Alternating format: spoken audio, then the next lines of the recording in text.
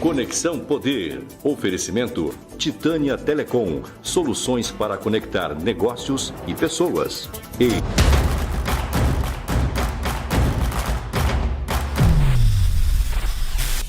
Olá, o Conexão Poder recebe de forma virtual a juíza Amine Haddad, nossa juíza aqui de Mato Grosso, que após décadas de dedicação à magistratura de Mato Grosso, agora está em Brasília, compõe aí a equipe da nova presidente do STF, a ministra Rosa Weber. Obrigada por atender nosso convite, juíza. Muito obrigada, bem-vinda.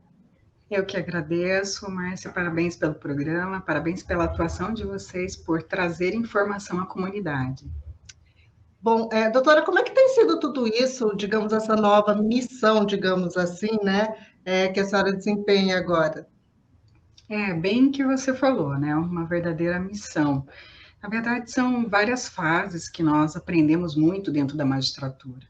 Eu tive a oportunidade de passar por muitas unidades jurisdicionais, criminais, cíveis, que atuam em família, que atuam em demandas concernentes ao orçamento, tributos, violência doméstica contra a mulher.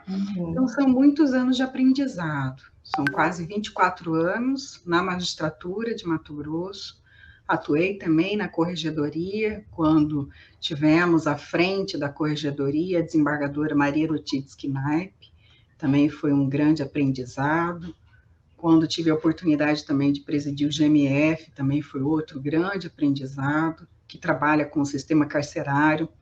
Eu acredito que a atuação séria, comprometida, de dedicação ao longo desses 24 anos, fez a diferença nessa escolha da ministra para compor a equipe de gabinete dela, nessa nova direção, na gestão, tanto no Supremo Tribunal Federal, como no Conselho Nacional de Justiça.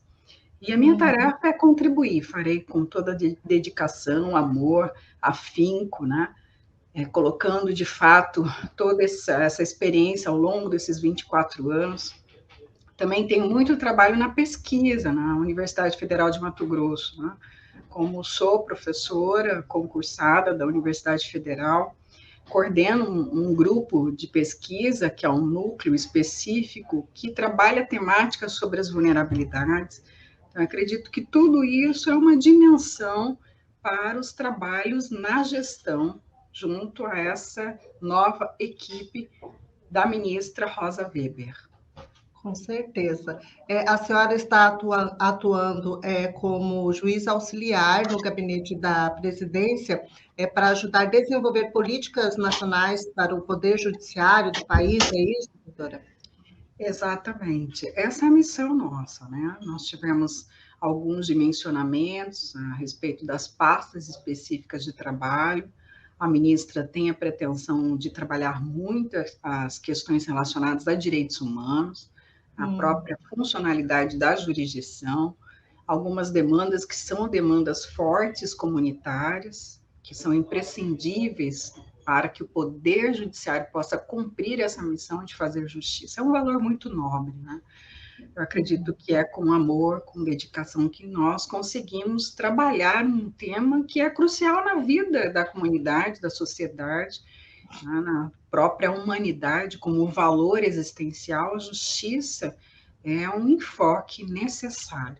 Então, que possamos, de fato, delimitar da melhor maneira possível essa nova gestão, nosso compromisso, a nossa ação aqui, iniciativa, é exatamente trazer excelência para essa gestão, de acordo com o que é prioritário para a ministra Rosa Weber.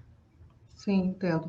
A senhora é líder aí, né, de várias organizações femininas, inclusive é fundadora da Associação Brasileira de Juízas, né?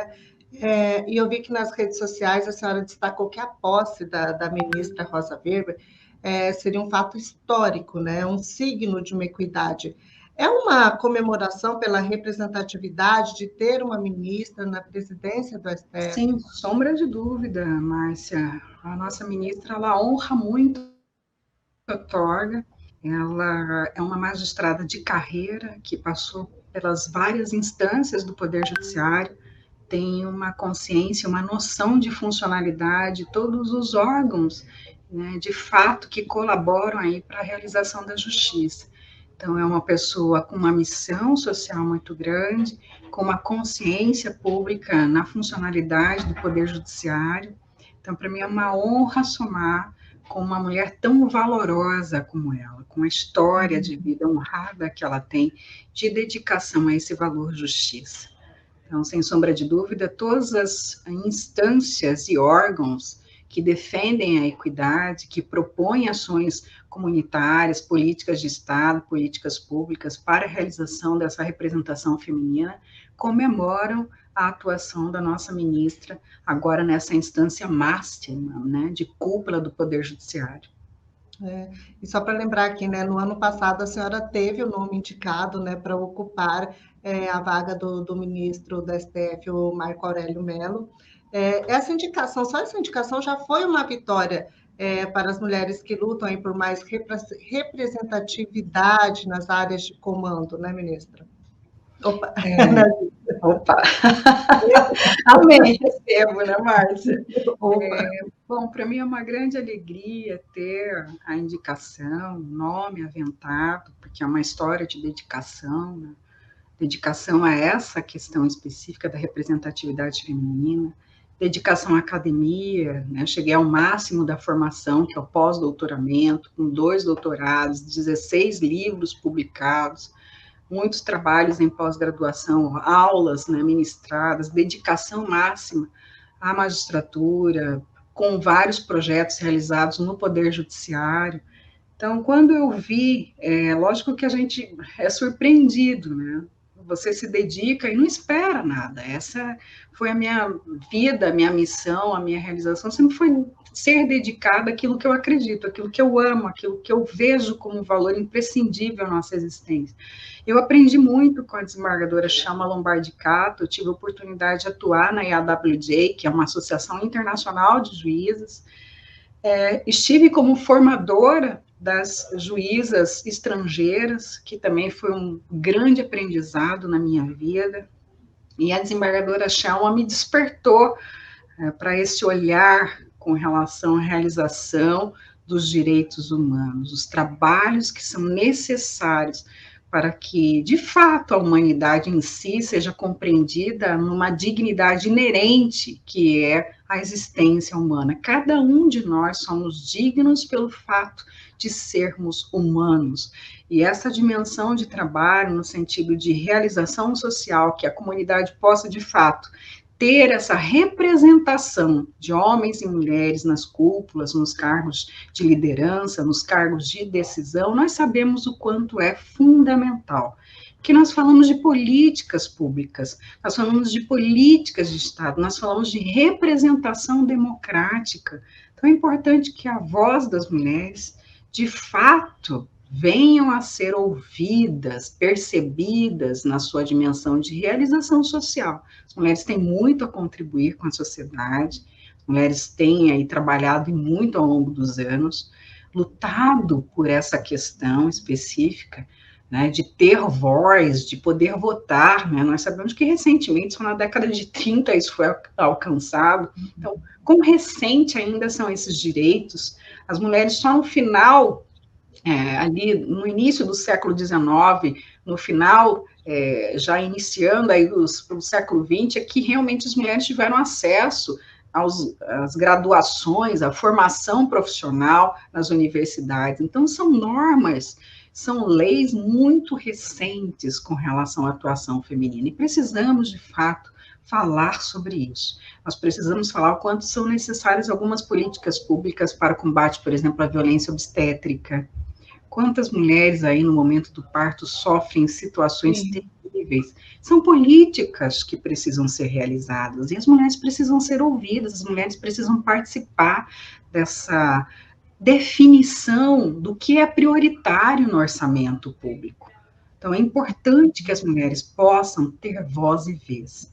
Para mim foi uma grande honra ter o nome citado pela Academia Internacional de Cultura, que foi um dos órgãos que fez a indicação, pela Virada Feminina. Na época eu era líder de uma pasta sobre justiça, e a presidência desse movimento global fez a indicação do meu nome também, como viabilidade para o Supremo Tribunal Federal. E tive também a BPW Brasil, que fez também a indicação do meu nome para essa composição da Suprema Corte, o que para mim é uma honra pelo fato simplesmente de ter sido citado. Isso mostra a seriedade do trabalho, o meu compromisso ao longo de todos esses anos de vida. Eu sou mãe de um casal, né, tenho 2 filhos, e realmente gostaria que meus filhos pudessem viver a realidade de uma representação igualitária, democrática nas instituições. Eu acredito que isso vai ajudar muito a sociedade a entender esse processo do que vem a ser a humanidade em sua própria essência. Nós temos campos diversos com relação à realização dessa pauta de direitos humanos. É importante que as mulheres possam delimitar, definir quais são também essas prioridades públicas.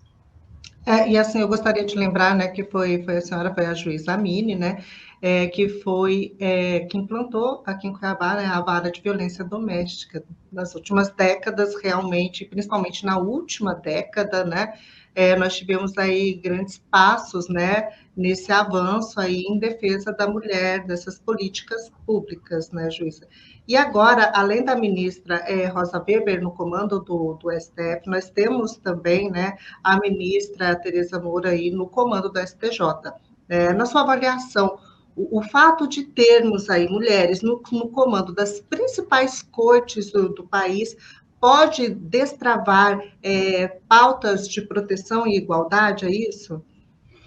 É importante ter o visual, né? Porque um dos problemas que nós temos com relação à representação feminina é a invisibilidade do feminino. Quando você não tem as mulheres definindo ou decidindo as pautas prioritárias nos órgãos de direção, nas demandas específicas de representação de poder, né? Então, sem sombra de dúvida, termos mulheres à frente desses 2 órgãos representativos da cúpula do Poder Judiciário é algo fundamental. Nos traz o visual, a imagem da atuação feminina com qualidade, profissionalismo, com história, dimensões de valor. Então, sem sombra de dúvida, eu vejo isso de uma forma positiva. Mas, ao mesmo tempo, isso nos faz lembrar o quanto ainda precisamos caminhar, porque nós sabemos que a composição das cortes ainda tem uma expressão mínima com relação à participação feminina. Então, há muito ainda a se construir. Temos 2 nomes na direção de cortes, que são órgãos de cúpula do Poder Judiciário. Mas, olhando internamente para esses órgãos de cúpula, nós não temos a paridade que é tão almejada por todos, né, que realmente defendem essa bandeira, que é a bandeira da equidade, da participação feminina, da representação feminina nos órgãos de comando e nas instâncias de poder. Quando você falou especificamente da instalação das varas, das unidades de combate à violência doméstica, eu tive a felicidade de participar quando da aprovação da lei, a construção da lei no Congresso Nacional. Isso, logicamente, porque eu estive muito próxima à desembargadora Chama Lombardi Cato, que é uma das fundadoras da Associação Internacional de Mulheres Juízas, e isso me trouxe para o centro decisório com relação à formação e à construção da Lei Maria da Penha. Acompanhei o julgamento com relação àquela representação da Maria da Penha na corte, e o comitê decidiu com relação às violações de direitos humanos e da não existência de regras específicas, normas específicas de amparo à mulher nos casos de violência doméstica. E ainda levantou muitos dados estatísticos, o comitê, dentro da OEA, onde ficou evidente o quanto que o Brasil não realizava políticas públicas de atendimento às vítimas de violência sexual, por exemplo, e não só nos casos de feminicídio. Além de toda a questão que envolve a não participação feminina dentro da representação das instâncias de Estado. Então, o Brasil, na verdade, ele recebeu essa demanda de uma necessidade de responder ao ambiente internacional, já que o Brasil, o Estado brasileiro, era signatário e é signatário dos principais tratados de direitos humanos e convenções de direitos humanos, que eu posso citar no ambiente da ONU, a Convenção CEDAW, que vem para a eliminação da violência com relação à mulher, como também a Convenção de Belém do Pará, no ambiente da OEA. Então, nós tivemos aí toda a expressão da construção da lei, e que foi um ganho fundamental para que essas políticas viessem a ser dialogadas nas esferas e nas instâncias decisórias, porque até então nós tínhamos situações de violência naturalizadas nas falas, ações, iniciativas e nas próprias funcionalidades dos estados, no sentido realmente de ente federado, de ter aparato público com relação a essas demandas específicas de violência contra a mulher. Essa inexistência de políticas públicas e políticas de Estado nessa temática era algo evidente no Brasil, né? Então, foi necessário um trabalho muito sério. Depois da Lei Maria da Penha, a Lei 11.340 de 2006, o Brasil evoluiu muito nessa pauta. Ao menos no diálogo público, a gente tem que ter consciência. Nós tivemos muitas outras legislações. Só no ano de 2001, nós tivemos algumas legislações específicas do atendimento da mulher, a questão do minuto seguinte, nos casos relacionados à violência sexual. Em 2021, nós tivemos também muitas legislações, como a violência psicológica, combate à violência política contra a mulher, a Lei Mariana Ferrer, que nós tivemos aí a evidência, né, de algumas situações de violações de direitos humanos, mesmo no curso do processo judicial, quanto ela passou, né, as câmeras mostraram os constrangimentos sofridos por essa vítima, e isso fez a necessidade da construção de uma lei, então, a Lei Mariana Ferrer, né, a Lei 14.246. Então, quanto ainda é necessário caminhar, não é, Márcia? E é importante dizer que após a Lei Maria da Penha, após a Lei 11.340, nós tivemos novos enfoques de políticas públicas e novas exigências de políticas de Estado.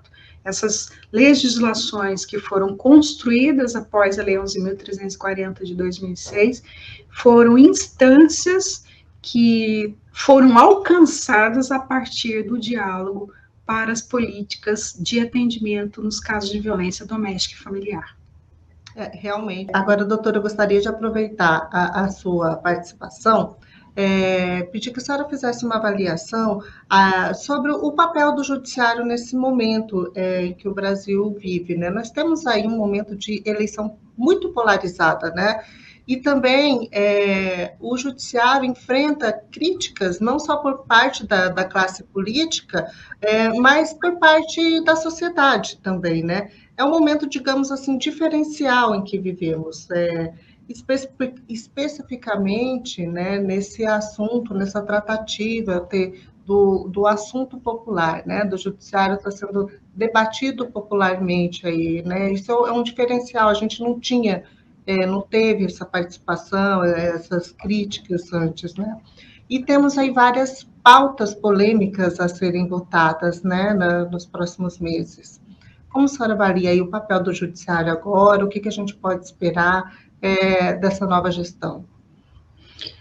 O judiciário tem um papel fundamental na construção democrática sólida de uma sociedade. Quando nós falamos de realização de justiça, nós trazemos uma pauta que é fundamental, crucial, vamos dizer, é a pauta central de qualquer sociedade que se diz ordeira na dimensão de compreensão mesmo de uma Constituição que tem regramentos, que tem normativas e que instaura um sistema, que é esse sistema democrático de direito. Então, pensar isso também já demanda uma série de questões relacionadas ao perfil do Poder Judiciário no país.